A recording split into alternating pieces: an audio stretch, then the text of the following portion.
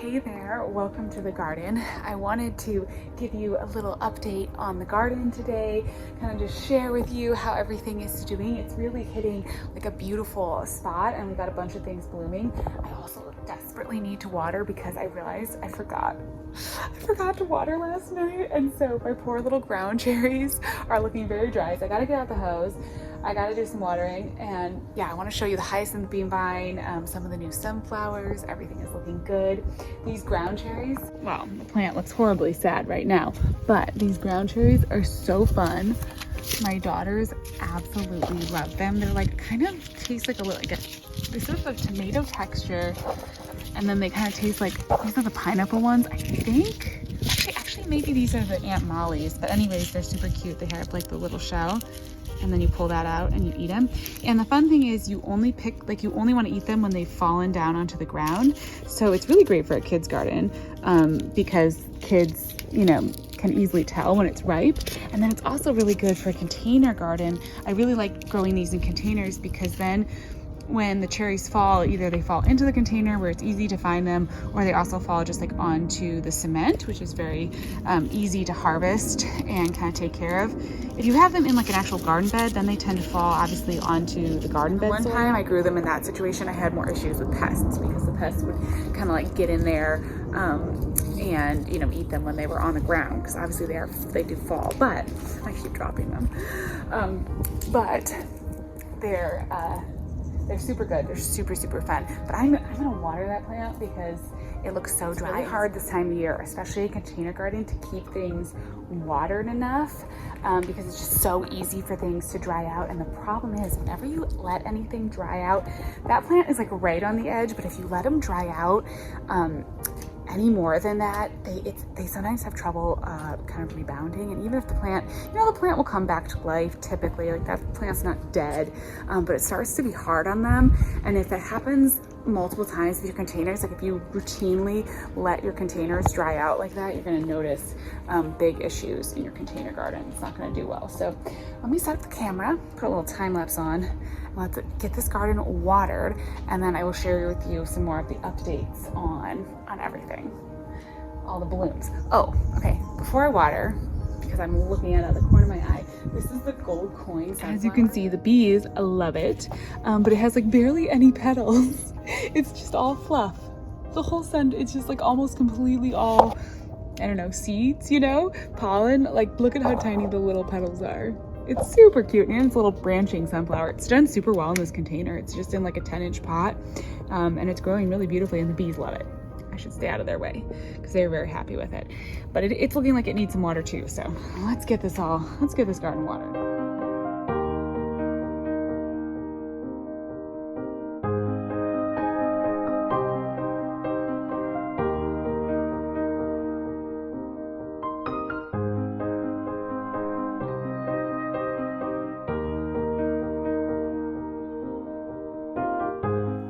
Had to move around a couple containers because as the season goes, different containers start to shine. So I moved up this Mystic Spire Salvia is putting on a whole new fresh flush of bloom, so I went ahead and popped that up front.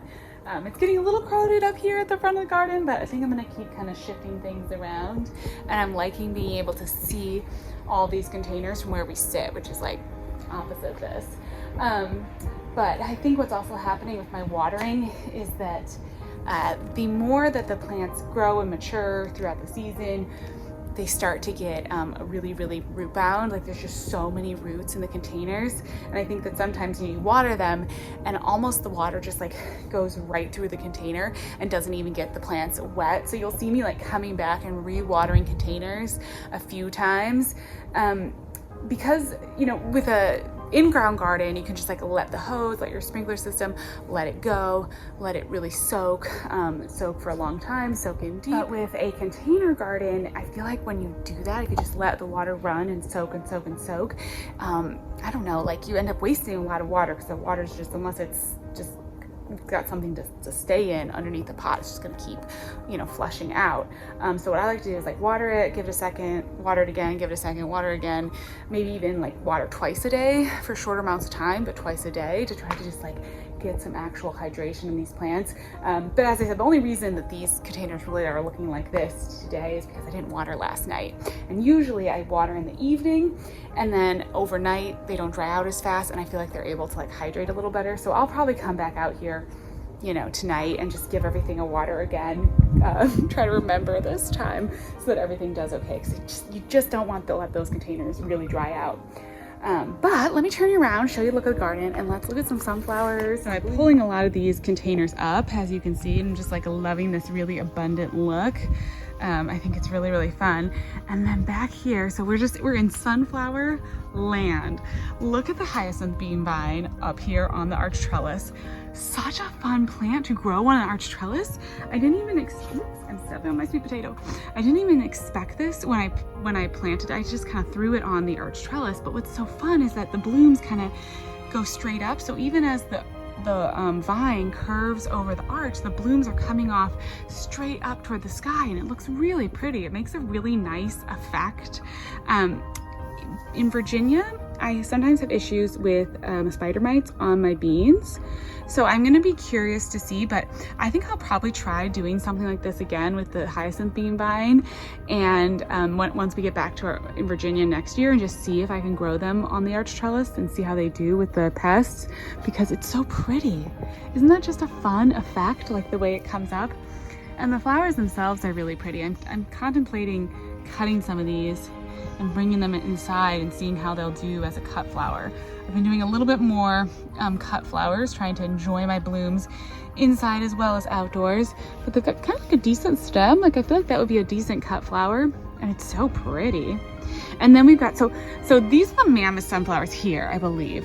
So nice. They didn't really get as like mammothy height as I thought they would. That's maybe about, 5 foot something. But this sunflower has gotten huge. And this I think is actually I think it was Autumn Sunset, but it's a really pretty kind of like burnt, orange, like rusty colored sunflower. It's looking really nice, and it's just branching like crazy. Like we're about, maybe, I don't know, in a couple weeks, we're about to have like a big time show of sunflower blooms right here under the arch trellis. It's gonna be perfect. Peak, kind of like just how I want it. I'm really excited about that. It's gonna be so pretty. There's so much growth. I'm actually getting some ears on my glass gem corn, so that's been exciting this week. They're starting to really like tassel up. There's a whole bunch more of these mammothy sunflowers over here. Like, look at that, just the full sunflower like look everywhere. I do realize, like, I planted corn all over this garden, and repeats are good in small gardens. It's good to like repeat plants and have colors that kind of repeat and continue. It's very settling for the eye. I think I might have planted a little too much corn because I feel like there's just corn everywhere, but I love corn, so I'm not complaining too much. I also had got the tromboncino squash growing up over this arch trellis. The arch trellis is really the focal point of the garden right now. It's just really become like the center spot, and I'm just letting it go. So I'm letting it form. They say you can harvest it small and use it as a zucchini. So I've done some of that, and it's been really good, really tasty. But then I'm also letting some of it form up into like a winter squash. I'm gonna try to cure it and keep it. Something about this variety, I think I have like a squash allergy. I've never had an issue with cucumbers, zucchinis, anything like that. I guess cucumbers aren't really squash. So with zucchinis, the typical zucchinis, patty pan squashes, I've never had like an issue. But for some reason, when I was cutting up this tromboncino squash, it was like making me feel itchy. So I don't know. So I'm gonna try it. My husband really liked it. He thought it was delicious, but I'm gonna try to let some of it grow out into like winter squash style. I'll just see what it does and how it looks. But I mean, it's really kind of pretty too and fun.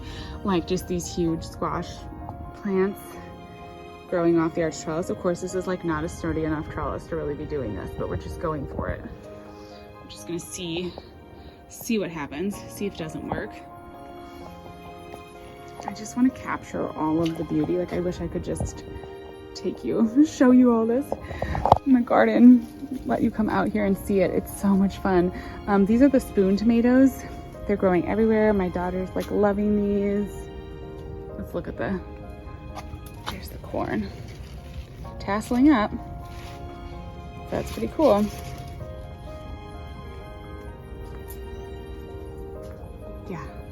love it right now. So much fun happening in the garden, and not like a whole lot of work, except for I've really been coming out here and just like trying to deadhead these cosmos, and staying on top of the deadheading the cosmos has been a big task for me. That has really just been taking a lot of time. It's like we're really at that deadheading phase of the garden right now, just over and over again, trying to kind of keep it going.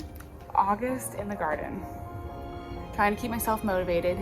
I felt a little lull in the gardening energy. You know, you get to this like end of the season, back to school starting, busyness, craziness of life. It gets a little hard to keep motivated, but I'm just trying to like come out and really savor all these blooms. It's also why I've been picking more flowers and bringing them in as cut flowers, and just like trying to really soak up the summer garden, because of course it's going to be coming to an end here soon too. So we got to like try to enjoy it, and that's how I've been trying to keep myself inspired and keep myself out here watering it and taking care of it. I'm probably going to just go ahead and do some deadheading now because that's my biggest task, and then I'll be back out this evening, water again, try to stay on that watering schedule. Anyways, I just wanted to share with you a few little updates from the garden. I think it's looking good. As always, thank you so much for watching, and I'll talk to you again soon. Bye.